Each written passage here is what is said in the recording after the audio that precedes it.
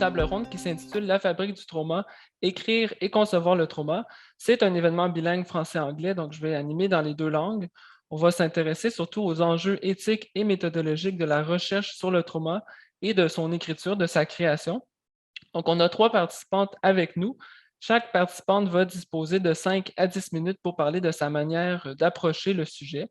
Donc, on a Marie-Pierre et Jennifer qui vont présenter en français et on a Sandra aussi qui va présenter en anglais.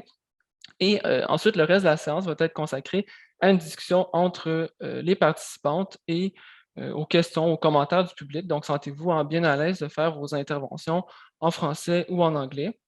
Et on peut toujours traduire. Et nos trois intervenantes m'ont aussi dit qu'elles comprenaient assez bien le français et l'anglais, donc je pense que tout devrait bien aller. Donc, welcome back everyone. We will now start the roundtable titled The Trauma Factory, Writing and Designing Trauma. This is a bilingual event, French-English. I will host the event in both languages. We will talk about the ethical and methodological challenges of working on trauma, writing trauma, designing trauma. We have 3 participants with us today. Each participant will have 5 to 10 minutes to talk about their take on the topic, how they approach it. Marie-Pierre and Jennifer will present in French and Sandra will present in English. And then there will be a discussion between the participants and we will also take questions or comments from the audience. Feel free to talk in French or English during the discussion and we can always translate. Our 3 participants understand fairly well both French and English based on what they told me, so I think everything should go smoothly. Donc, je vais commencer à introduire nos 3 participantes. Donc, on a d'abord la chance d'avoir avec nous Marie-Pierre Lafontaine. Donc, Marie-Pierre, tu es autrice et candidate au doctorat en études littéraires à l'UQAM. Tes recherches portent sur la violence et la défense de soi au féminin. Ton premier roman, Chienne, a été publié chez Héliotrope en 2019 et a été finaliste au prix littéraire du gouverneur général et au prix du Calque, œuvre de la relève à Montréal. En France, Chienne a remporté le prix SAD 2020 et cette année, tu fais paraître un essai, Armer la rage pour une littérature de combat, aussi chez Héliotrope. Et tes 2 livres vont paraître en espagnol chez Ediciones Godot au printemps 2023, donc c'est très, très excitant. Merci d'être là aujourd'hui, Marie-Pierre. On a aussi avec nous Jennifer Bélanger, donc écrivaine et candidate au doctorat en études littéraires avec concentration en études féministes. Donc, toi aussi, Jennifer, tu es à l'UQAM. Ta thèse en recherche-création creuse les possibles inscriptions corporelles et textuelles du cancer, saisie au prisme d'une pensée féministe du végétal.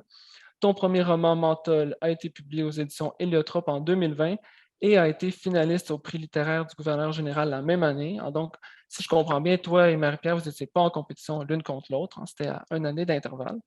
Et en octobre 2020 paraît Les Allongés, un essai poétique rédigé à 4 mains avec Martine Delvaux.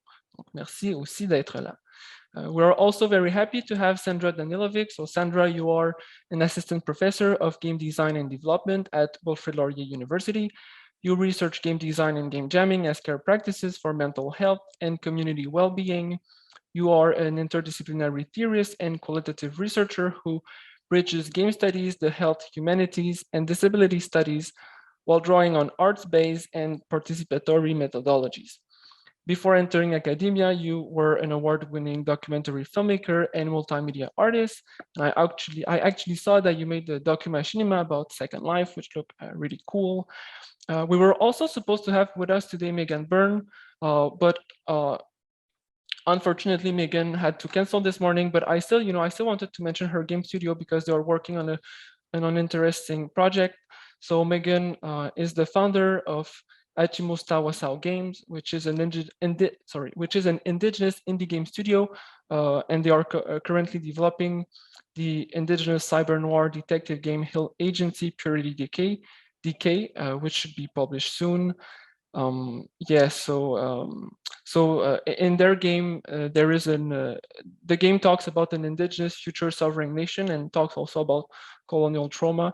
And I just wanted to put in the chat the link to their game studio, if you're interested to maybe look at that a bit later. So that's it for the introduction. So I think we can now start with the short presentations. Alors, on va commencer avec les présentations. Donc, on va commencer avec la présentation de Marie-Pierre Lafontaine. Donc, Marie-Pierre, la parole est à toi. Est-ce que tu as besoin de Est-ce que tu as quelque chose à partager, en fait, un PowerPoint ou... Non, non, j'ai pas de présentation visuelle. Est-ce que vous m'entendez bien? Oui. OK, super. Donc, merci de m'avoir invité à cette table ronde parce que la question de l'éthique dans l'écriture du trauma m'a vraiment habité pendant toutes mes études. Puis j'ai rarement eu l'occasion d'en parler tant que ça parce que, bon, on me pose davantage des questions sur la forme du texte parce que ce qui est important pour moi dans l'écriture de mon roman, c'était vraiment de reprendre la forme du syndrome de stress post-traumatique, donc où le trauma revient sous forme de flashback qui est détaché d'une trame narrative qui est vraiment en saillie.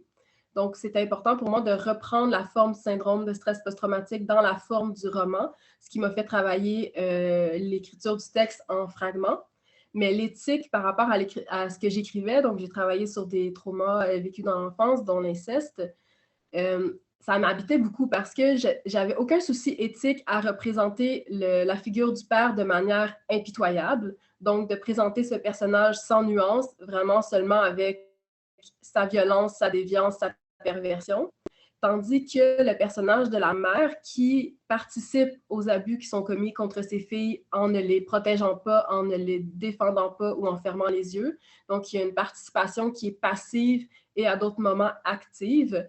Ça me causait vraiment des soucis éthiques parce que je suis féministe. Donc, en féminisme, on essaie de ne pas tenir les femmes responsables des gestes qui sont commis par des hommes.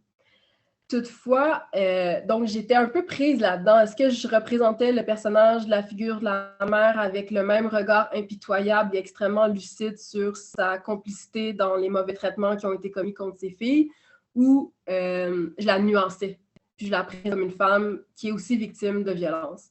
Donc, dans Chienne, j'ai vraiment pris le choix, j'ai vraiment réfléchi à cette question de l'éthique, qui est une éthique qui est intime et personnelle, qui est dans mes propres valeurs. Et j'ai décidé dans ce roman-là de choisir l'éthique de l'enfant victime. Donc, de vraiment que la narratrice soit celle qui soit impitoyable et qui décrive la mère de la même manière qu'elle décrit le père.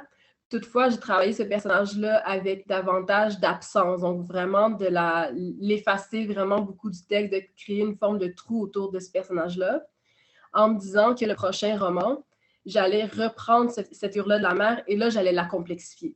Donc là, j'allais être dans une autre éthique qui allait davantage être dans le domaine de l'empathie, davantage que la dénonciation.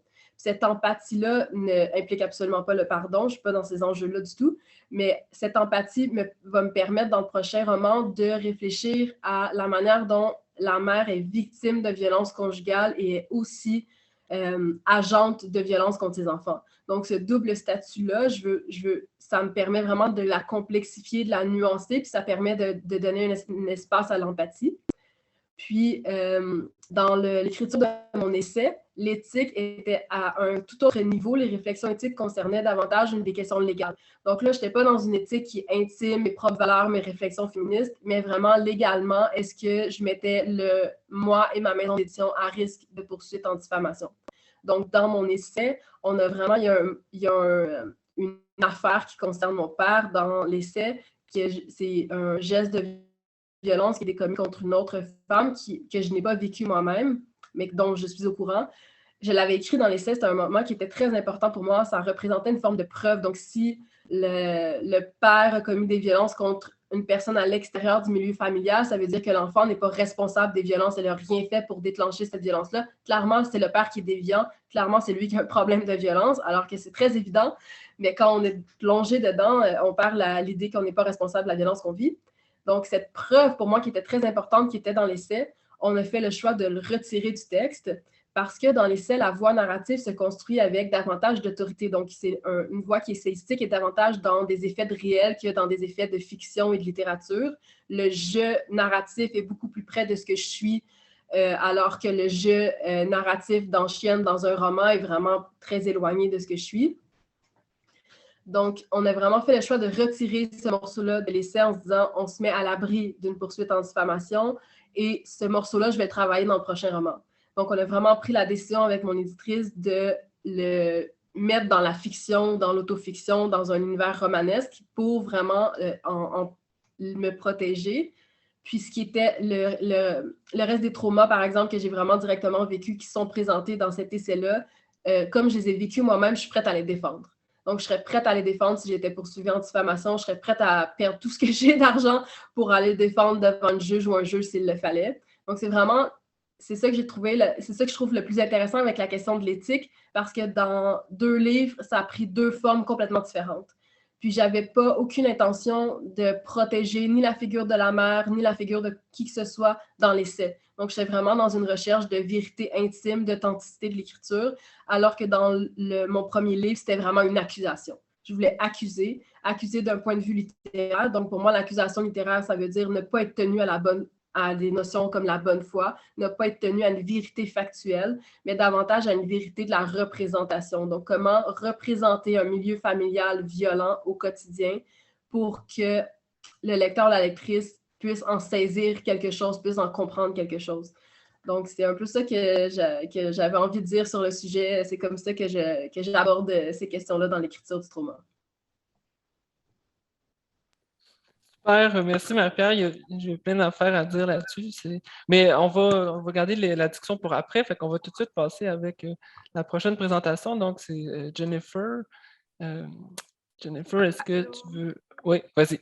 Vous m'entendez bien, c'est bon? Oui. Bien, merci Samuel pour l'invitation. Moi aussi, je suis très touchée. Puis, étant donné que je ne suis pas très bonne pour improviser, ben, j'ai un texte. Je suis quand même littéraire, là, c'est ça. Donc, l'écriture, cet été-là, en 2019, a commencé avec un cri. C'est après ce hurlement qui a brisé en deux l'espace de la nuit, quand l'odeur de brûlé est montée à mes narines, que j'ai compris. L'appartement à côté du mien se détruisait dans les flammes, et le cri n'était pas celui d'une femme attaquée par un homme tel que je le pensais alors. Non, le cri était celui d'une femme qui craignait de mourir dans la fumée. J'ai pris le chat, réveillé mon amante. Allez, viens, on sort d'ici. Elle était encore endormie. Moi, j'étais en hypervigilance. Les pupilles dilatées, les mains moites, le bout des doigts engourdi. Je n'ai pas quitté cet état pendant des mois, et c'est dans cet état que j'ai écrit les premières phrases de Menthol, la première version du manuscrit terminée en 2 semaines. J'écrivais et je craignais l'arrivée du pire, sans me douter que le pire se conjuguait au passé et qu'il s'ajustait maintenant pour moi, non pas de le réactualiser par le langage, mais bien de le décortiquer, de l'ouvrir, de le laisser s'écouler. Je tournais en rond autour de mon enfance depuis tant d'années. Je m'essoufflais à tenter d'approcher ma mère un mot à la fois, comme si la littérature avait le potentiel de la ramener à moi, comme si je n'avais pas, justement, opposé la littérature à sa vie à elle, que je jugeais sévèrement, que je trouvais pauvre en perspective. Autour de nous, il n'y avait que des murs gluants, la fumée de cigarettes ayant déposé sur eux un filtre, et des fenêtres condamnées. Été comme hiver, on s'étouffait. Filtrer ma mémoire aussi. Il y a des blancs, une absence. Avant mes 12 ans, je ne me souviens de rien. Et puis un jour, un cri a tout décousu. Une brèche temporelle est apparue, la fumée de l'incendie soudainement troquée contre celle des cigarettes. J'ai été projetée dans mon ancienne vie, celle que j'avais abandonnée au seuil du cancer de ma mère, qui supportait à peine le lit de l'hôpital. Elle était comme ça, flottante et trop lourde, et c'était à cause des femmes avant elle. Elle en était convaincue. La pauvreté, les secrets de famille, l'origine trouble. Je l'ai écrit et je le dis ailleurs, les femmes de ma lignée ont des corps qui s'épuisent plus vite que la moyenne des corps. Qu'est-ce que le trauma fait à l'écriture et vice-versa? Je sais ce que le trauma fait à la vie, mais c'est sans doute la même chose, la vie et l'écriture. Il la perce, l'interdit de sommeil, la rend par moments impossible, insoutenable. Je sais ce qu'il fait à mon corps, il l'enveloppe de douleur, l'évanouit de force, tout devient pesant. Les choses ont perdu leur légèreté, les feuilles de papier deviennent des feuilles d'acier, la soie des draps a la texture de l'écorce et les mains amoureuses ont pour caresse la morsure d'un animal affamé. Nous sommes en dette envers une mémoire qui, dans l'éternel présent qu'elle met en scène, appartient au encore des enfants. Il faudrait être capable de répondre à son pouvoir par un non, ça suffit, plus jamais. Il faudrait forcer l'ajout de crochets dans le récit de notre vie, de manière à dérouter ce qui se prend pour chronologique et prévisible, de manière à inscrire au sein de nos trajectoires des premières fois fulgurantes, nous entraînant loin, dans des territoires encore inexplorés, intouchés et intouchables. Ainsi, à l'intérieur de l'écriture, en mesure de nous ouvrir au plus bas, j'ai envie de prendre le trauma à son propre jeu, de retourner sa logique contre lui, de tirer avantage de ses symptômes. C'est là l'esquisse d'une méthode, d'un comment faire, comment créer, écrire et vivre avec le trauma. En effet, si le trauma préfère le silence aux mots, non par pudeur, mais par sidération, autrement dit, si dans un clin d'œil à Chloé Delhomme, il dépose 1001 grains de sable dans l'engrenage du langage, peut-être nous permet-il d'investir cette incapacité à avancer, de resignifier le temps d'arrêt qu'il force. J'ai envie de croire en la probabilité d'un élan créatif à travers la douloureuse suspension, lorsque tout, autour de soi, est dévoré par ce hors-temps et que nous demeurons figés au cœur du même. Le trauma, donc, au-delà de sa force interruptive, nous garderait immobiles devant le point final. Et si c'était là une façon pour nous de refuser la fin de la phrase, en élevant chacun des bégaiements, des bafouillements, des bris de respiration qui la ponctuent, en les amplifiant parce qu'en eux réside le sens de notre existence, mise de côté par la violence? Ne pas mettre un point final et dès lors ne plus être fidèle au trauma qui nous emporte dans sa circularité, signerait un mouvement de retour vers la majuscule, qui, je le crois, foisonne de promesses. Elle est une ouverture. Un saut de ligne, plutôt que de nous renvoyer à la case départ, installerait la suite. Il mettrait la table, recouvrerait d'une nappe les phrases remâchées, nous privant ainsi des dénouements tragiques que nous avalons les yeux fermés. La répétition serait affectée par ce mouvement de recul, revenir sur ses pas en se décalant, pour mieux reprendre, mieux redire, et ainsi aller plus loin, toujours plus près de ce qui, en nous, accroche au moindre souffle. Aller jusque là où le corps a été atteint, écrit Anne Dufourmentel, et pouvoir, à partir de là, faire de la place pour ce qui risque enfin d'advenir une fois que le réel, usé d'être rejoué, s'effrite. L'urgence, lentement, s'abandonnerait à une certaine endurance, une vitesse immanente au devenir qui attend de l'autre côté du noir. Au point qui rompt brutalement le fil de notre récit, se suppléent alors des points de suspension, dévoilant nos tâtonnements, ou des points d'interrogation, charriant l'idée de on verra bien, car rien ne serait décidé d'avance, dicté par nos blessures. Menteuil s'est écrit comme ça. Je ne savais pas très bien où son histoire commençait et où elle finissait. Ça m'importait peu. On lui a d'ailleurs reproché sa fin précipitée, qui garde sur notre fin, et je souriais. C'était exactement ainsi qu'il fallait terminer, c'est-à-dire en faisant perdurer l'ellipse, dans ce qu'elle protège de sous-entendus et de secrets, dans ce qu'elle propose de créativité, de prolongement. Cette fin se voulait la manifestation d'une écriture en résonance avec ma vie, où rien ne parvient à se dénouer, ma fin inassouvie par ce passé qui persiste à faire retour, qui, en me dévançant, forge mon présent. Je proposais un pacte de lecture ayant comme principe structurant l'inachevé, et ultimement un terrain d'exploration humide, fertile et profond, un espace en soi, tel un ventre, propice au grognement, aux résistances. Ça ne passe pas. C'est ce qu'on dit au sujet des événements traumatiques. Ça coince, ça refoule. Et en écrivant, je sentais l'acide monter, matière première de ma syntaxe. Dufourmentel soutient que le trauma est un ravissement négatif. Ravissement, oui, c'est l'évidence même. Le sujet est capturé, enlevé à lui-même, exilé hors de sa réalité psychique et charnelle. Mais ce qui attire mon attention, c'est cette idée de négatif, comme si ce rapt était toujours déjà double, dédoublé, comme si le trauma offrait deux lectures du réel, une très lisible et l'autre en creux, en attente d'être décodée. À l'instar des pellicules photographiques qui ne se développent qu'en chambre noire, le trauma devrait en passer par là, dans les trous noirs, avant de tendre vers la lumière, de se révéler à la conscience. Or, je ne sais pas où me tenir, moi, tant l'obscurité me paraît aussi difficile à soutenir qu'une lumière crue, si forte qu'elle me tiendrait en éveil. Une lumière si vive que me rappellerait celle du bloc opératoire, éblouissante, confisquant le contour aux choses. C'est peut-être de là que j'écris, que je crée, une main à l'ombre et l'autre éclairée par ce qu'elle cherche sans trouver. Dans cette imprécision qui n'aboutit pas à une résolution, mais qui retourne le trauma comme un gant pour faire voir sa face cachée, soit un gage de vie, voire un engagement envers celle-ci. En lisant Menteuil, plusieurs m'ont dit être allés à la rencontre d'une écriture nerveuse, tremblante. Je disais oui, c'est vrai, vous avez raison. Menteuil, je l'ai écrit seul, dans une sorte d'improvisation, dans un certain refus d'en finir, sans doute parce que je n'étais pas dupe et savais très bien que la littérature, la fiction n'échangerait rien, que tout continuerait après la parution du livre. Je raconte encore la même histoire, mais elle se décline chaque fois autrement. J'invente parfois, je ne me contente pas du réel, vécu ou imaginé. L'angle de vue change, il s'agrandit ou rétrécit. Les détails qui glissaient entre les lignes deviennent les fils conducteurs. Ce qui semblait si important pâlit au fil de mes réinterprétations du passé. Dans ce roman, je résistais à sublimer les douleurs au sens de les polir, de les dorer. Je voulais m'approcher de ce qu'elles ont de pénible, sans toutefois adhérer à cette idée absurde selon laquelle il faut souffrir pour écrire. Mon désir était de les rendre visibles dans leur matérialité, dans leur incidence intime et sociale, et c'est à ce désir que répondaient les longues descriptions, les arrêts sur image, notamment l'odeur mentholée, l'intérieur des couvertures où vit la narratrice, rêche à force d'être lavée pour y effacer la sueur, la puanteur de son corps qui ne bouge pas, qui s'imprime. Pour les allonger, nous avons été deux, Martine Delvaux et moi, et c'est dans cette solitude brisée, dans cette solidarité nourrie des échos partagés, que nous avons scruté l'indicible, l'impartageable. Ensemble, nous avons refusé l'ennoblissement de nos mots Nous sommes restés à leur hauteur, près du noyau agité de la Terre. Nous avons voulu conserver une distance vis-à-vis le spectaculaire, en nous collant sur cette réalité quotidienne que nous incarnons, celle d'être allongés dans l'écriture et dans l'existence, une posture qu'a connue bien d'autres femmes à travers l'histoire. Ainsi, peut-être que de sonder la portée poétique et politique du fragile, d'écrire à partir de ce qui rejette toute finalité, à l'instar des douleurs chroniques, est un moyen de remuer, tout en les affinant, les résidus traumatiques, les restes, dirait du Fromentel, qui, tels les braises d'un feu jadis propagé, érige un futur libéré de lui-même. Un avenir, donc, ponctué de sauts de ligne pour que triomphe sur le passé, un présent truffé de souhaits et d'espoir, conditionnel au geste de se réécrire. Voilà. Merci beaucoup, c'est un très beau texte. C'est drôle, je ne m'attendais pas, mais dans le fond, j'aurais dû m'attendre à ça parce que bon, vous êtes des écrivaines. Oui, c'est ça, mais je viens des jeux vidéo, souvent les gens n'écrivent pas des textes comme ça. On va pas endormi. Non, non. On va terminer avec la présentation de Sandra. So Sandra, we will have your presentation now. Merci.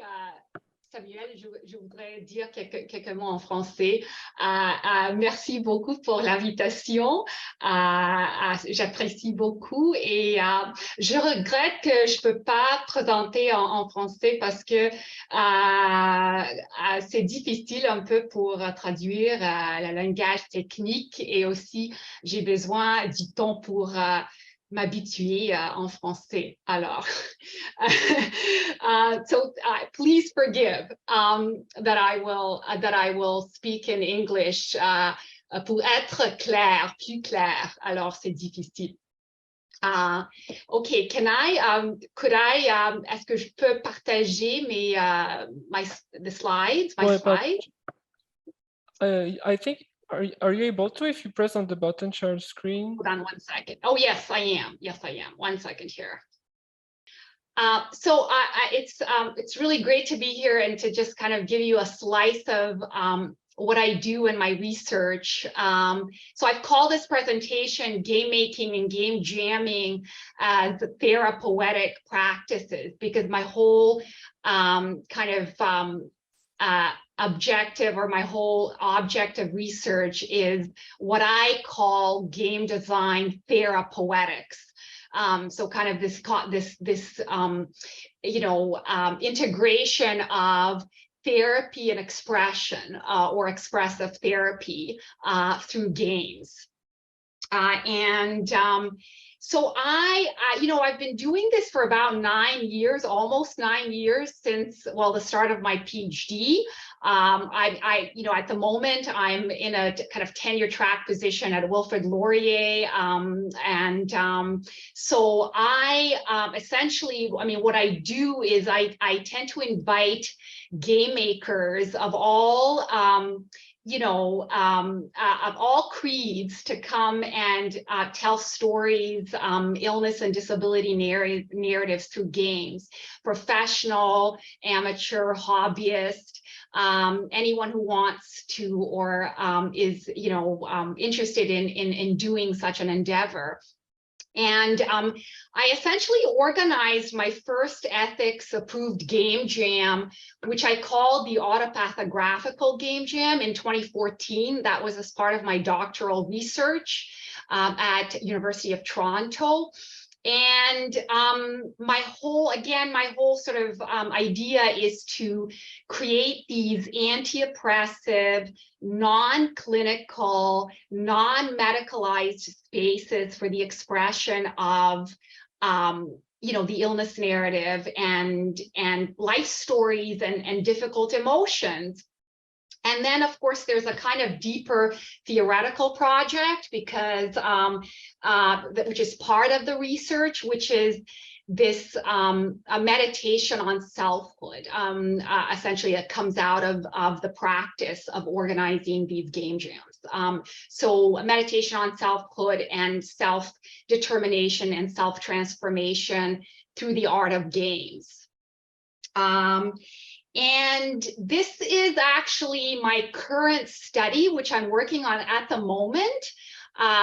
which is called, technically the name is long, although essentially it's really just about expressing life stories about addiction through digital game design.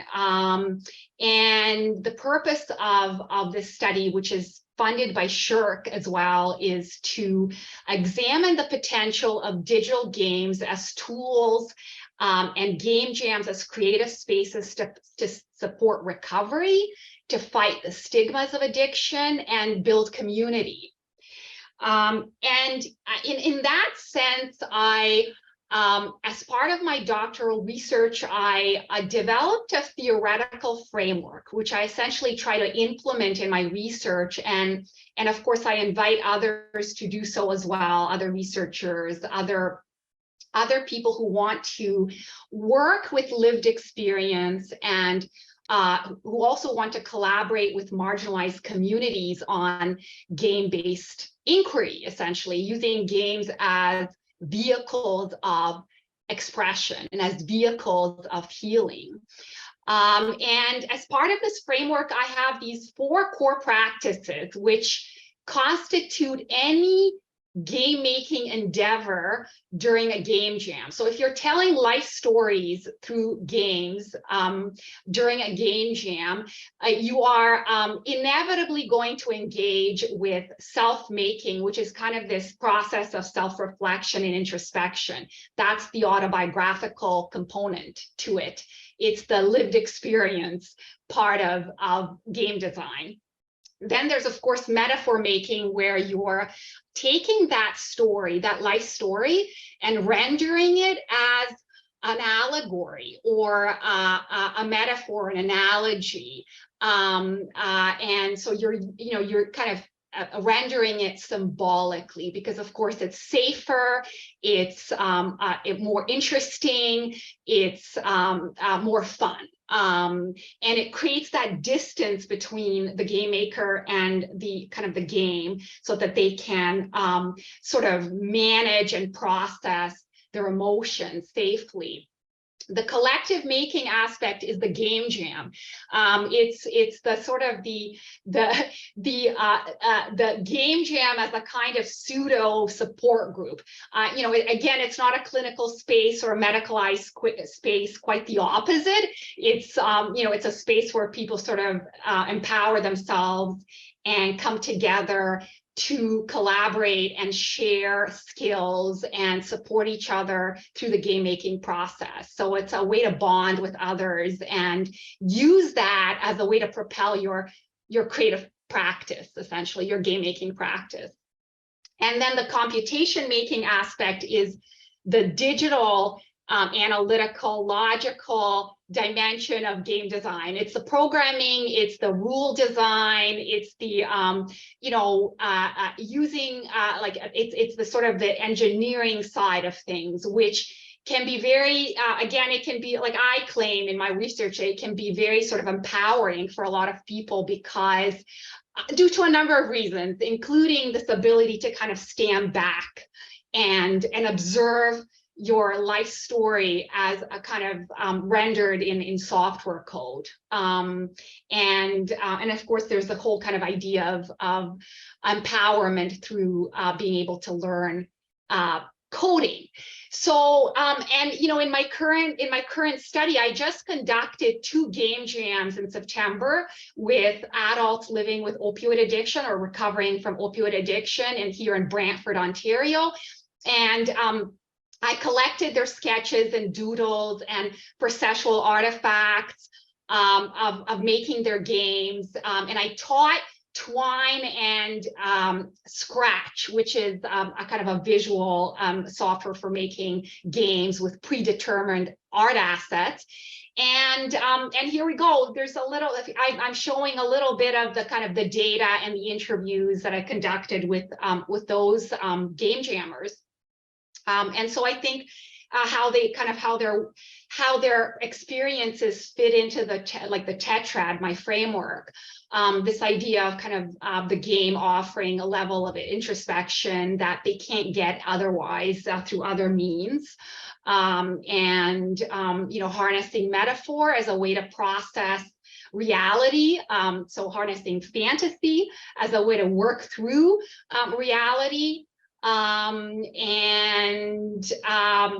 And of course, coding practice, which can be very empowering for people who've never taken up coding in their life potentially, or who thought that maybe coding was too difficult to even think about mastering or developing as a practice. But of course, there's kinds of all these, again, ethical conundrums of working on this kind of research, which is, yes, I mean, it is very much a kind of trauma-driven space and trauma-driven research. And so what I have to say about that, although it's a long discussion and I'm happy to talk about it, is that I try to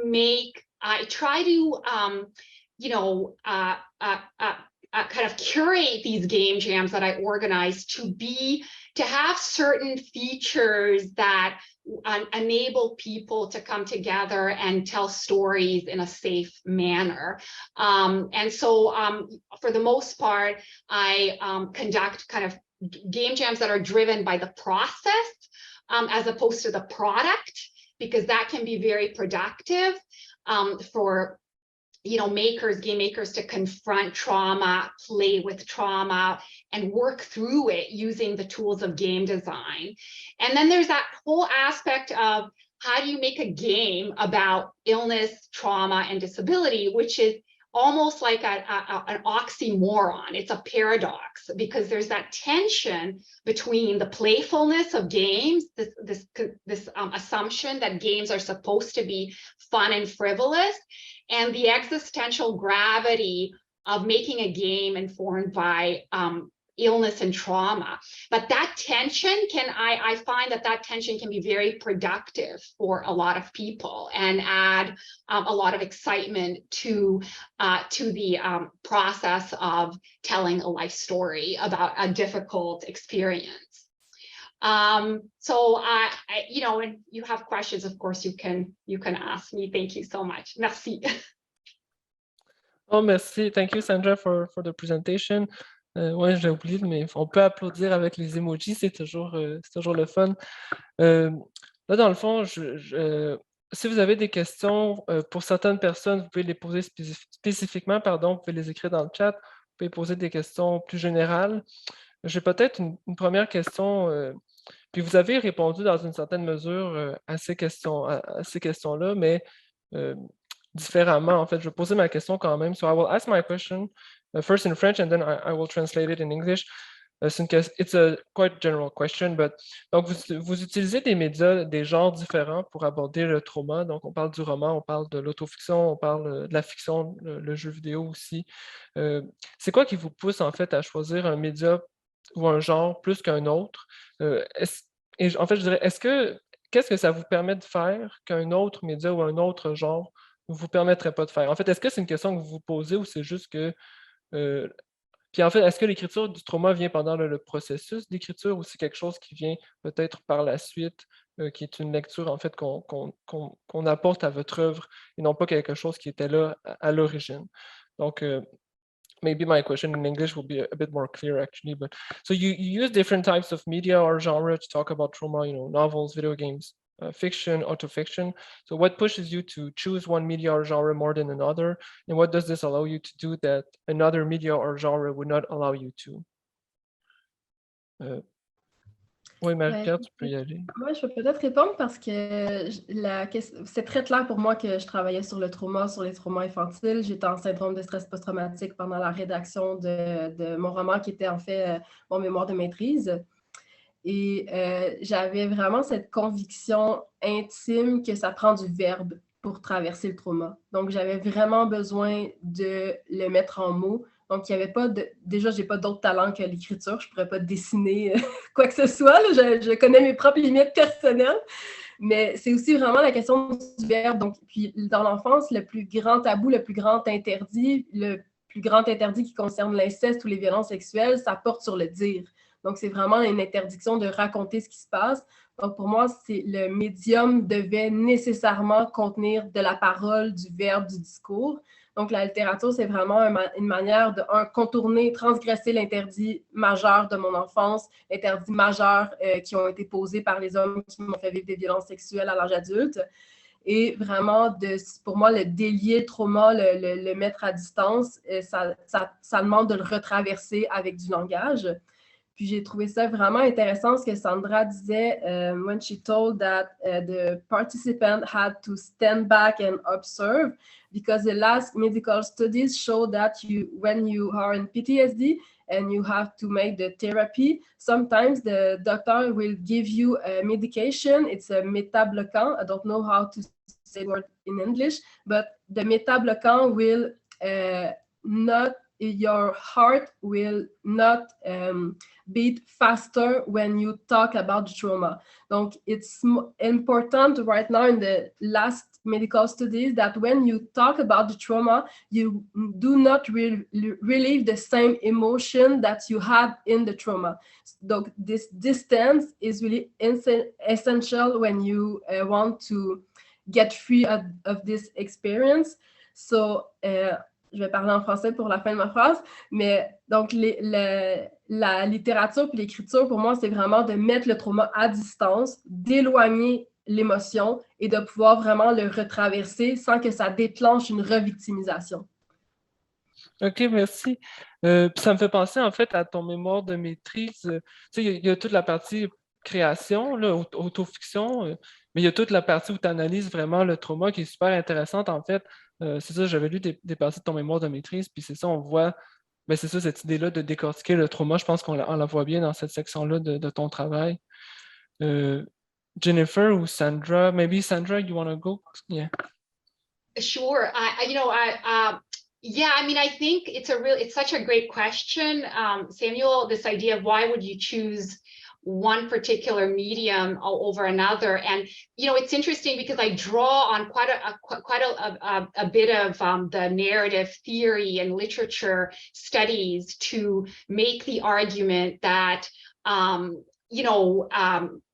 crafting a game and writing a game can be very kind of can offer this sort of distancing, because it's not a new concept. This idea of distancing from trauma and illness has already been kind of covered in narrative theory and a lot of literature studies and the health humanities. And so I draw on that, but then I say, look, in games, because games are multimodal, because they offer the opportunity to work with imagery and draw and animate, and you have this opportunity to also craft a decision, simulate a decision-making process through the rule set of a game.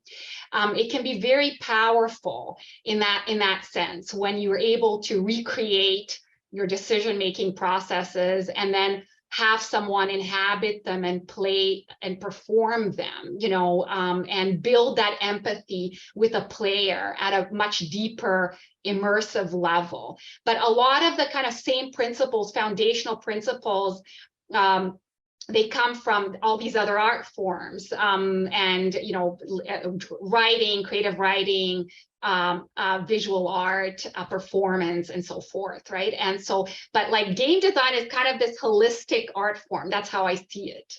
And it's very attractive for a certain kind of generation of people, young people, who games are their art form. And that's what I get a lot in interviews and testimony. I say to them, why make a game about your life story, about illness or trauma or addiction? Why make a game? Why not just pick up a pen and write? Or why not just start drawing? Or why not craft? Or why not, I don't know, and they're like, well, I love games and I've always been a gamer. And I just, games are my art form. I mean, that's they're really deeply attracted to gaming as a form of expression. It's very simple that way.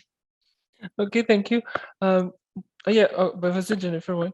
Je vais poursuivre sur cette lancée-là parce que moi aussi, l'écriture, c'est le dispositif que j'ai toujours choisi pour parler du lien entre la vie et ce qui peut se passer dans le littéraire. Puis, ben moi, le trauma, ça a été ce déclencheur-là pour écrire Mental. Puis aussi, par la suite, bon, c'est sûr qu'il y a eu les lectures des lecteurs là, qu'on ne contrôle pas toujours, fait qu'on vit avec ça, puis ça vient aussi dérouter notre trame narrative, ou en tout cas la nourrir. Mais je pense que la volonté d'avoir choisi la fiction, l'autofiction, parce que, bon, moi, j'ai l'impression que mon livre se situe un peu dans les deux, puis que c'est pour des questions commerciales qu'on a choisi de le mettre en fiction aussi. Mais je crois que c'est pas clair pour moi. Puis c'était dans l'idée de m'inscrire aussi dans un courant qui est très populaire là, chez les femmes, aussi de m'inscrire dans une filiation qui me donne un courage aussi, puis une force, puis de sortir de moi-même parce que le trauma, ben, ça nous enferme, il y a beaucoup de honte, on se sent pris en nous-mêmes, puis justement, l'image du feu qui a été ce déclencheur-là pour Mental, c'était de voir les débris, puis de reconnaître mon corps dans ces débris-là, puis aussi ma façon de parler durant ces semaines-là qui était aussi plus lente, puis c'est à rebours, tu sais, que j'ai réalisé que ça paraissait dans mon écriture, mais sinon, ouais, c'est comme une évidence, puis comme Marc-Pierre, ben, j'ai pas vraiment d'autres talents, fait que c'est ça qui est ça. OK. Merci tout le monde pour vos réponses. Ben, Lisa, tu as levé la main, alors tu avais une question, vas-y. Ou un commentaire, en fait, les deux sont bons, là. J'ai une question pour Marie-Pierre. Si j'ai bien compris, donc ça se base sur une expérience personnelle, ce que tu as écrit. Donc, je voulais te poser une question sur ta décision d'emprunter plusieurs points de vue pour assumer peut-être justement l'absence de recul d'un récit qui n'est pas un récit général sur le monde, d'où tu parlais de la violence qu'exerce une mère, mais un récit personnel et intime qui cherche à comprendre peut-être donc quelque chose plutôt sur soi. Donc je trouve intéressant le fait d'avoir choisi de parler de la violence de la mère depuis le point de vue de la fille, encore une fois, si j'ai bien compris. Ça met l'accent, il me semble, non pas tant sur la vérité objective, mais sur la fidélité plutôt, à un point de vue. Donc il me semble que tu as dit que tu parlais à un moment donné de prendre le point de vue de la mère. Donc si j'ai bien compris, donc voilà, donc c'est autobiographique. Donc je me demandais si le fait de prendre ce point de vue-là, qui n'est donc pas le tien, et donc de devenir autre, a été pour toi nécessaire pour comprendre ces récits. Et quelle était ton intention derrière ça? Est-ce que c'était de comprendre la mère? Est-ce que c'était de retourner au point de vue de la fille en passant par cette autre expérience? Est-ce que, comme tu l'as dit dans ta réponse à la question de Samuel, ça a été plutôt une mise à distance nécessaire? Mais je me demande à quel point la mise à distance, elle est possible dans l'intimité du point de vue de quelqu'un d'autre, surtout quelqu'un d'autre qui t'a fait souffrir, probablement. Je me demande aussi qu'est-ce que l'autofiction, parce qu'il me semble qu'on est un peu là-dedans, parce que tu assumes un point de vue qui n'est pas uniquement le tien. Ça permet peut-être mieux, en tout cas différemment que l'autobiographie, de comprendre quelque chose. Et à ce moment-là, est-ce qu'il y avait vraiment quelque chose pour toi? Et je me demande si on ne s'approche pas à travers ce jeu J-E-U, J-E, je vais y arriver, d'un processus peut-être plutôt de recherche et de guérison, qu'avec l'autobiographie, où on est plutôt peut-être dans un processus de remémoration. Donc, pour résumer un peu, parce que c'était un peu long, mais ma question, ce serait, voilà, en quoi l'expérience de l'autre dans l'autofiction, ça te permet de réfléchir au trauma familial, qui est un trauma partagé, peut-être pour revenir mieux, pour comprendre sur toi-même, pour revenir mieux à ton trauma personnel à toi. C'est vraiment une question intéressante. Dans mon roman, je ne prends pas la perspective de la mère. Donc, vraiment, le roman est écrit au jeu. L'autofiction, c'était vraiment extrêmement important pour moi parce qu'il y a une dimension dénonciatrice au projet. Donc, ça ne touche pas des questions thérapeutiques, par exemple. Pour moi, la thérapie ou ce qui est dans l'ordre de la guérison, je le fais avec ma psy dans le bureau que je paie très cher. La littérature, c'était vraiment pour moi la manière de dénoncer parce que quand je suis seule avec ma psy et que je raconte les choses atroces qui me sont arrivées, pour moi, ce n'est pas de l'ordre d'une dénonciation. C'est réussir à les traverser en s'en délier puis arrêter de rejouer des patterns, me sortir de la violence à l'âge adulte. Dans l'écriture, vraiment, donc dans le roman, je ne prends pas la perspective du point de vue de la mère, c'est vraiment la perspective de l'enfant, de la femme adulte sur cette femme-là. Par contre, dans mon prochain projet que je suis en train de commencer à mettre en place, réfléchir, la question de l'autofiction me semble beaucoup plus problématique. Parce que dans Chienne, j'étais très à l'aise de mettre autofiction parce que c'est un jeu qui parle, c'est le même jeu sur tout le sujet. Je ne prends pas parole à la place de qui que ce soit dans ce roman-là, même si je représente la figure du père, la figure de la mère, la figure de ma sœur. Mais dans le prochain roman, comme je veux vraiment m'attarder sur la figure de la mère, donc raconter un peu sa vie à sa place, je ne veux pas lui prêter un jeu. Donc, ça va vraiment être écrit au elle, parce que je trouve que là, ça me pose un conflit éthique. Là, je trouve que je serais en train peut-être de m'approprier sa voix. Elle est vraiment isolée, elle n'a pas de réseau, elle n'a pas de réseau de soutien, elle n'a pas de filet autour d'elle. Puis moi, je ne veux pas commettre une violence supplémentaire par l'écriture de ce livre-là sur cette femme-là, malgré ce qu'elle a fait qui est atroce. Donc, le terme autofiction pour le prochain livre me semble beaucoup plus problématique et je ne suis pas certaine que je souhaiterais que ça soit écrit autofiction si le livre était publié. Je pense que je choisirais davantage le thème roman. Alors que le premier, c'était, j'ai eu une discussion avec mon éditrice avant qu'il paraisse, je voulais que ça soit écrit autofiction. La dimension dénonciatrice, c'était essentiel, c'était ça le projet. Le prochain projet, c'est vraiment, par rapport à la figure de la mère spécifiquement, c'est vraiment de réussir à la complexifier, puis d'en comprendre quelque chose, d'en tenir quelque chose de cette réalité de femme-là, puis qu'est-ce qui pousse une mère à ne pas protéger ses enfants, qu'est-ce qu'il y a derrière ça, quels enjeux, de vraiment venir le complexifier. Donc, ça serait un peu ça ma réponse à la question.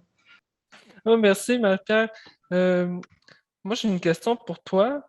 Je vais la poser tout de suite, en fait, parce que, bon, on parle de Chine, puis, en fait, ma question, c'était peut-être plus... Puis, vu que tu mentionnes l'idée, justement, que pour toi, tu sais, écrire Chine, c'était pas une forme de thérapie, hein, justement, dans ton mémoire de maîtrise, tu mentionnes 3 mythes.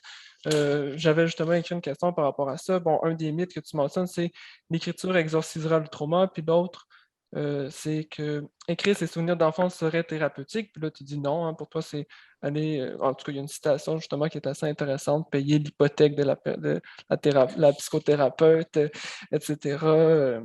Puis qu'elle croit la totalité de ce qu'on lui raconte aussi. Donc, c'est ça. Je me demandais. Bon, en fait, j'avais une question qui était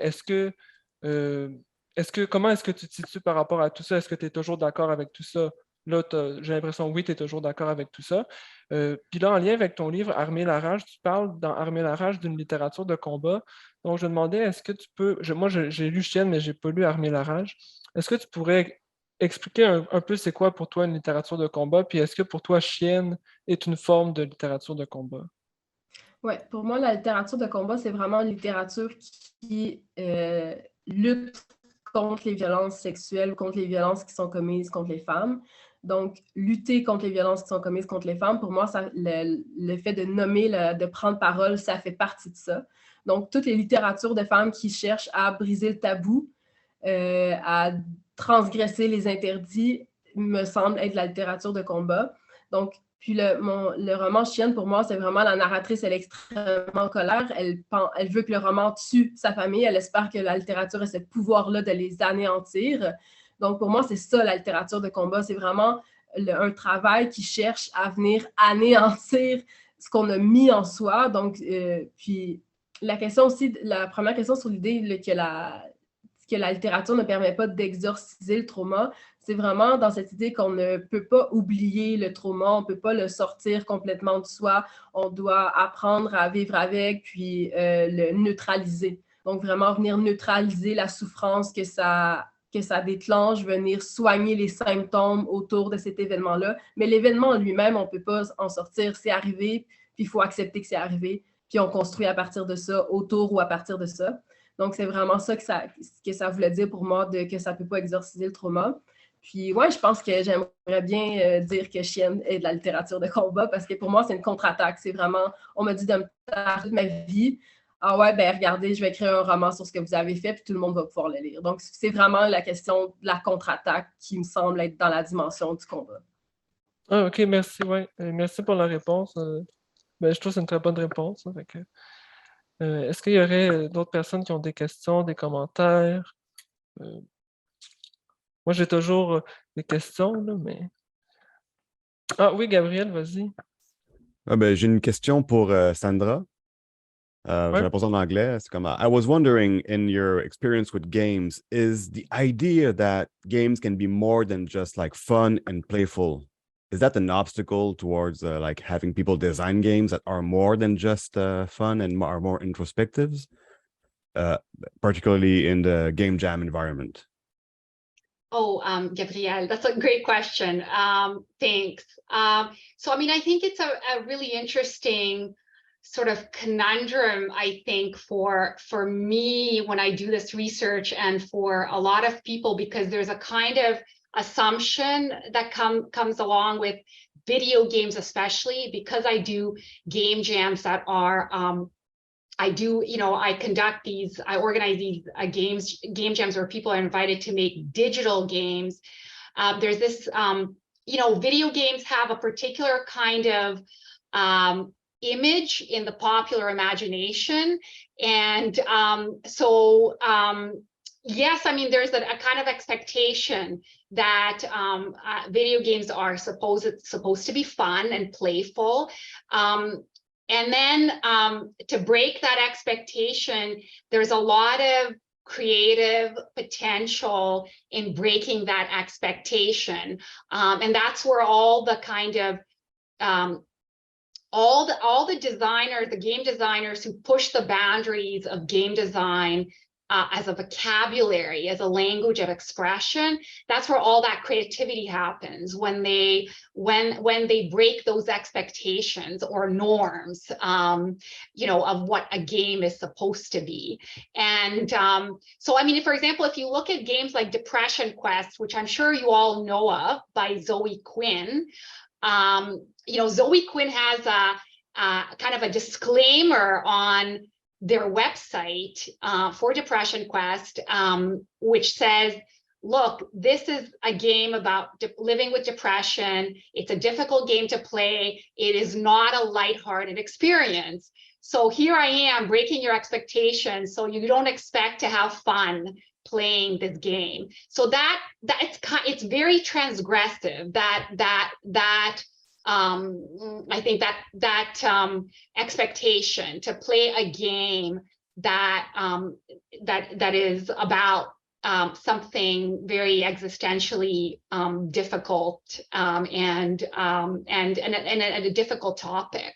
So I think there's all kinds of, I think, fruits and strengths and advantages that come out of being able to play those experiences. I don't know if that's, that's kind of answers your question.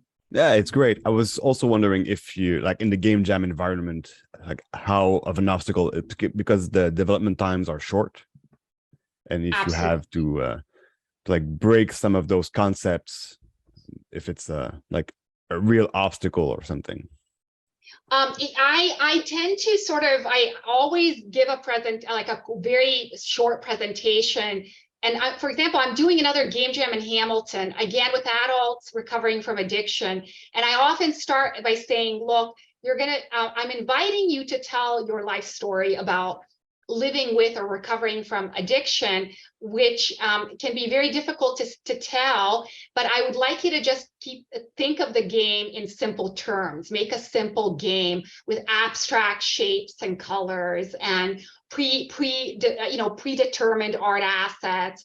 So I have everything on hand for people to just kind of enjoy the process of creating these little slices, these kind of abstract slices of a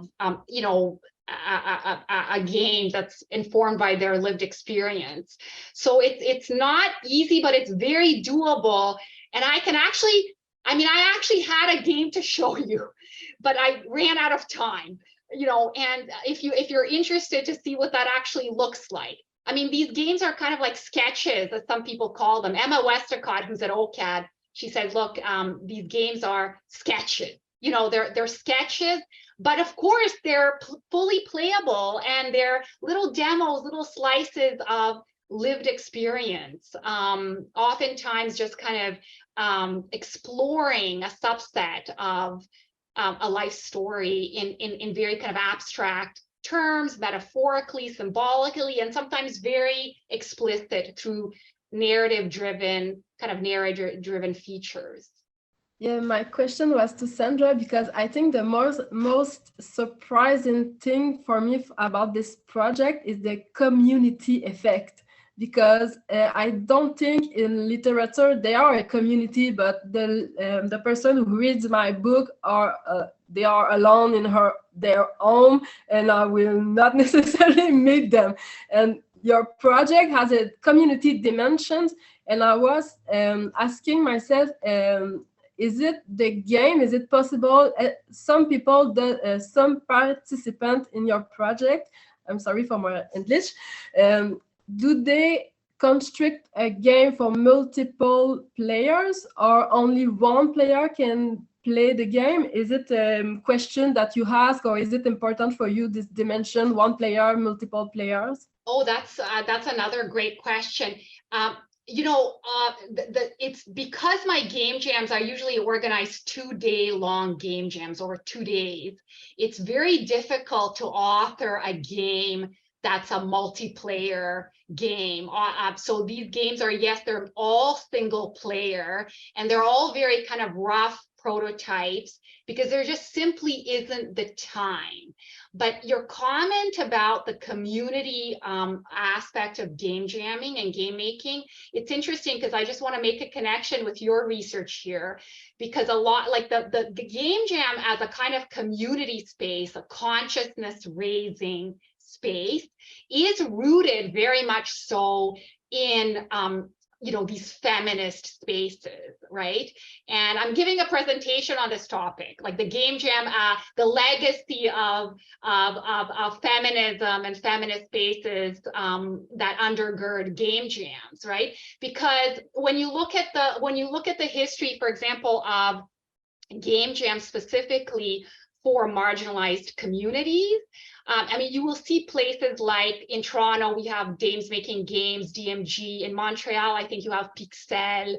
There's Gamerella from Concordia. These are all spaces that are geared to supporting and championing the voices of marginalized members and marginalized communities, whether it's women, LGBTQ, non-binary, et cetera, right? So they're all geared to supporting and fostering game designers that don't have like a typical game developer profile, which is usually male.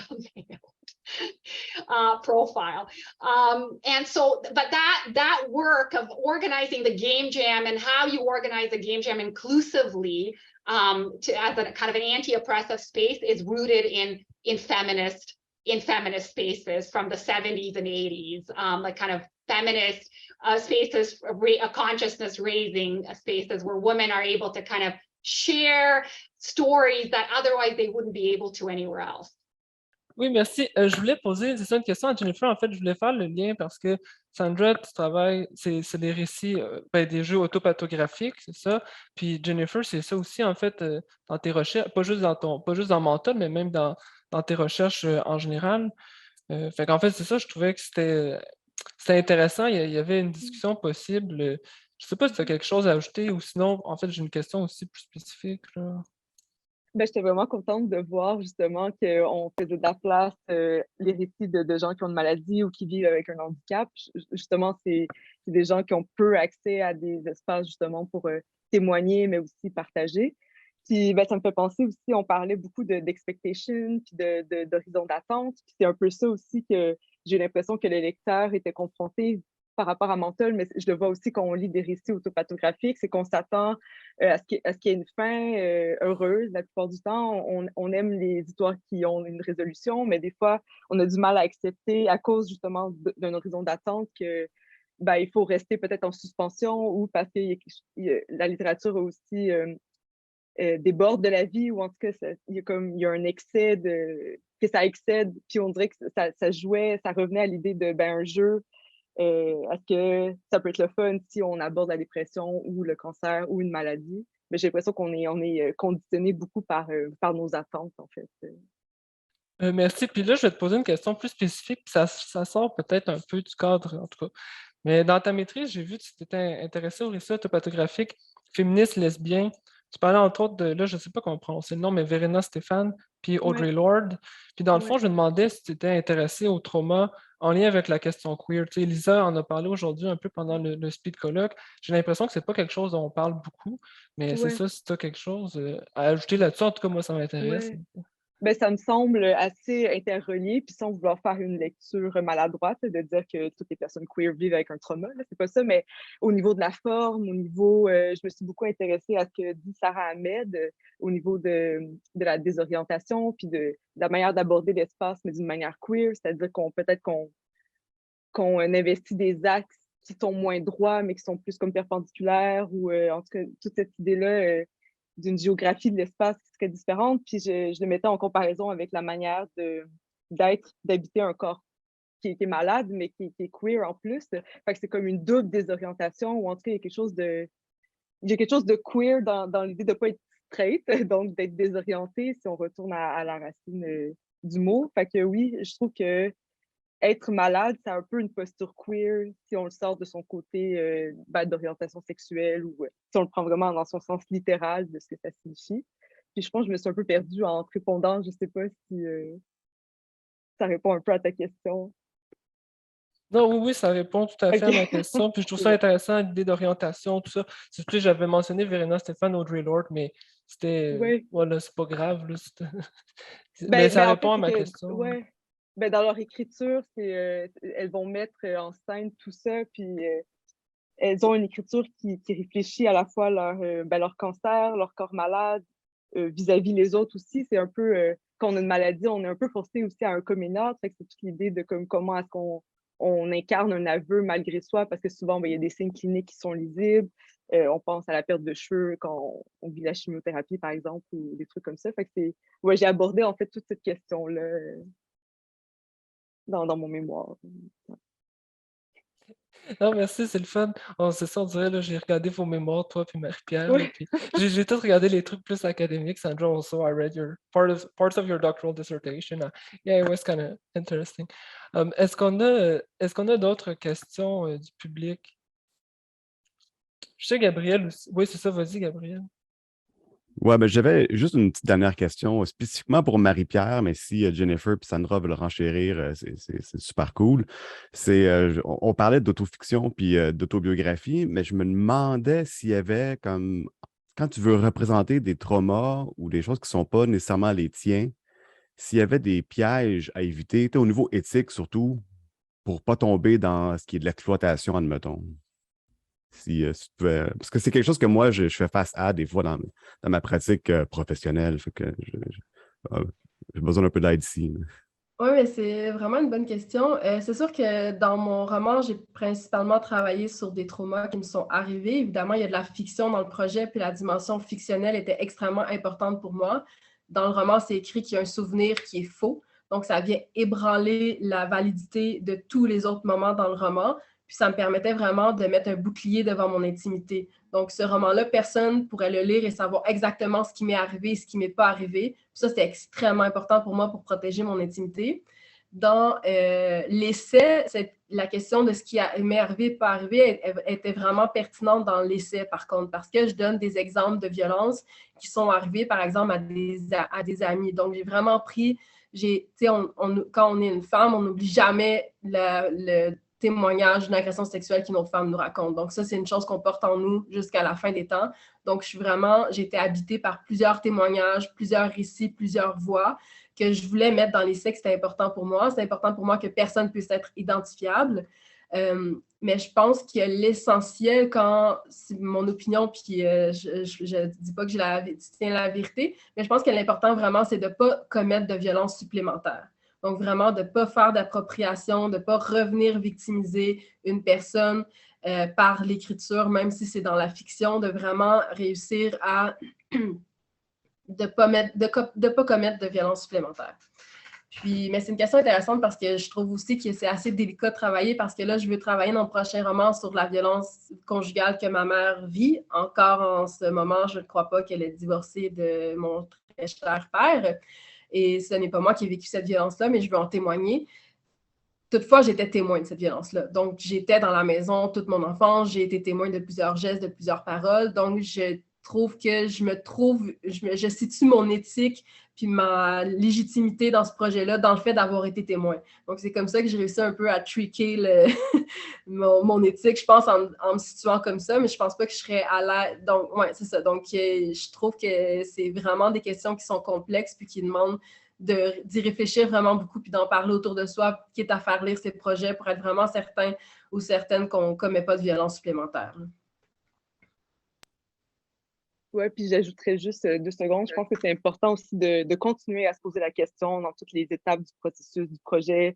C'est correct aussi d'être inconfortable. En fait, je crois que c'est nécessaire d'être inconfortable puis de ne pas trouver de solution magique, c'est-à-dire que d'adresser ces questions-là, de continuer à se situer, comme là, pour mon prochain, en fait, ma maîtrise, ma thèse, voilà. Ma thèse qui va peut-être finir en livre. J'accompagne une amie qui a le cancer, puis là, il y a toute la question éthique de, bon, est-ce que c'est mon accompagnement, mais je peux pas m'approprier son propre récit de maladie, sa voix, comment je me positionne par rapport à sa perspective, à sa voix. Fait que je pense que c'est bien si tu continues à y réfléchir justement, puis de juste réfléchir constamment à ces enjeux-là, puis de pas les perdre de vue. Quitte à se nommer, à tout le temps se repositionner. Gabrielle, would you like me to say something about I think I understood what you were trying to ask, but are you talking about just in terms of study, in my case, study participants and the sort of idea of, self-victimization and exploitation? It would be a welcome addition, yes. So yeah, I mean, I think it's a really great point because there's always that danger, of course, when you're dealing with difficult topics of trauma and illness, and that people will who are participating in a, for example, in a game jam, in my case, will be reliving traumatic experiences and be triggered be triggered by those traumatic experiences. And so I think that you have to make sure that as a researcher, of course, we all have to apply for ethics, and we go through this kind of very rigorous process of describing how we will conduct the research so that our study participants are safe. They are kept safe as possible.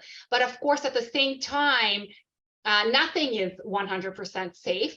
So you have to, as a researcher, you really have to give a description of how you will mitigate those risks that might come up in a research event, such as a game jam, in my case, a game jam.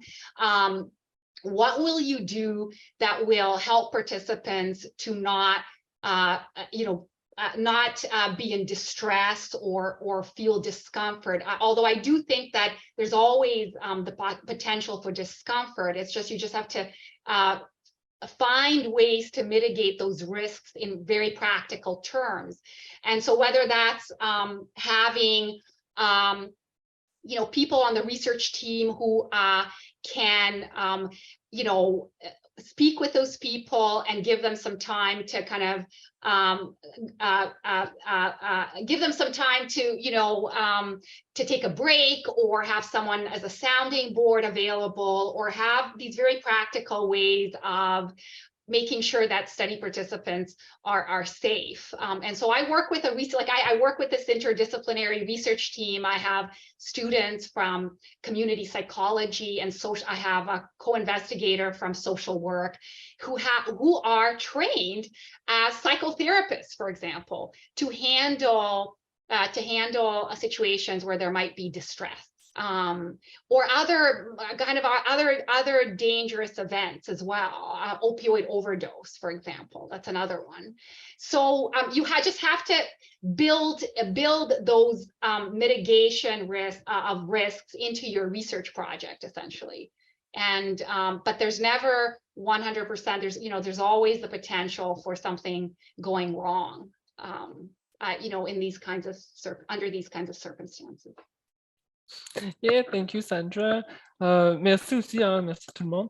Il nous reste 2 minutes. Est-ce que, bon, je sais que 2 minutes, c'est pas très long, mais est-ce qu'il y a quelqu'un qui a des commentaires finaux? Is there anything else, you would like to add before I conclude with Can Jennifer? we see an example of the games? Like you would Oh. like to show us some sketches or?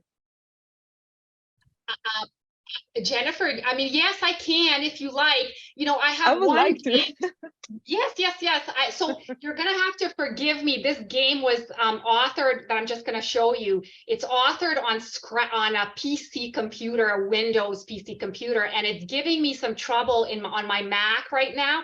But I will show you what I mean. One second. Let me just share. Wait, hold on a second. Let me just open it up here. So this is a game that was made by the first game jam in Brantford that I conducted for the study on opioid addiction. I worked with one particular participant who had some experience in game design, and he just made a kind of point and click adventure of his experience recovering and living with addiction and recovering from addiction. So it's very, very simple. You just click through it, and let me see if I can, one second, if you're hearing the audio. Why is it not playing now? Now it's giving me trouble here. Hold on a second here. Try again. So Howdy, partner. it's got a music soundtrack, but for some reason it's not giving me, it's giving me trouble with it. You're not seeing the whole game, but it's a kind of, narrative driven exploration of the process of a kind of addiction and then recovery. I'm not playing, like you're not hearing the music that goes along with it. Yummy bananas. And it's very buggy on my Mac, and it's too bad that you can't hear the music. But it's about a couple of minutes long, essentially, when you play through it. And there you're not getting the full experience of it, but there you go. Yeah, thank you. It looks really nice. I really like the drawings. Okay, so I think it's time to conclude now. It went quite fast. Yeah. Okay. Let me just take my. Yeah. Okay. Donc, il est maintenant, donc c'est ça, 16h16. Alors, c'est déjà la fin. Tout le monde, it's already the end. Merci à tout le monde d'être venu à cette 4e édition des midis du Graphime. Merci à toutes les participantes et à notre participant aussi au Speed Colloque. Merci aux participantes de la table ronde. Donc, thanks to all the participants for coming today. Kevser, Lisa, Elise, Christopher, Alexandre, Marie-Pierre, Jennifer, Sandra. Merci encore une fois à toute l'équipe du Graphime qui a rendu cet événement possible. Et bon, merci pour votre confiance. Je pense qu'on a réussi à démontrer, j'espère en fait, mais je pense qu'on a réussi à démontrer un peu aujourd'hui l'importance d'aborder le trauma dans la fiction et la richesse de ce champ d'études en pleine émergence.